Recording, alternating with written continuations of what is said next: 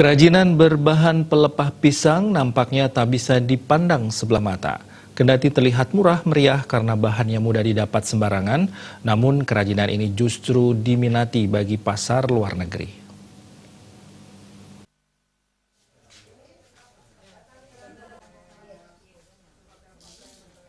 Inilah kerajinan buah karya dari tangan manis Putu Lila di lingkungan Sangket Sukasada Buleleng. Berawal dari hobinya yang berkesenian, Putu Lila mampu menciptakan produk-produk yang dilirik oleh pasar ekspor.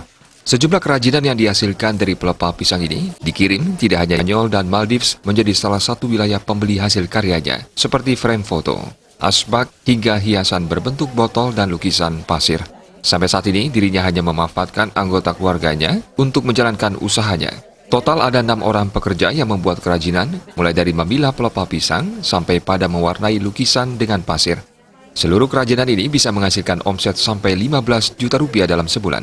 Namun selama menjalankan usaha rumahan ini, Lila hanya mengalami kendala peralatan produksi.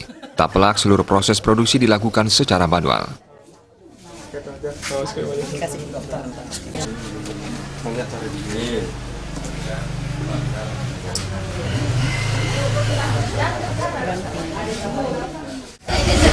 Niki napi manten kerajinannya Pak? Kerajinannya ini asbak, buku-buku, album gitu. Tapi yang paling laris print sama album. Semua dari pelepah pisang. Ada pelepah pisang, ada pasir, campur-campur gitu. Oh pasir. Tapi yang utamanya pelepah pisang. Pelepah pisang sama daun-daun kupu-kupu itu. Nih. Ya, kalau dia perlu bantuan peralatan ya, peralatan biar kerjanya lebih cepat, lebih maksimal itu. Untuk permodalan sendiri Pak?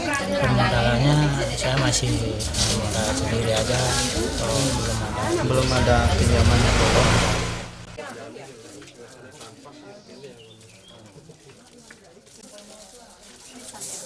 Kerajinan berbahan pelepah pisang ini memiliki peluang yang menjanjikan untuk dikembangkan. Terlebih, ketersediaan bahan baku yang melimpah dan mudah diperoleh di Buleleng.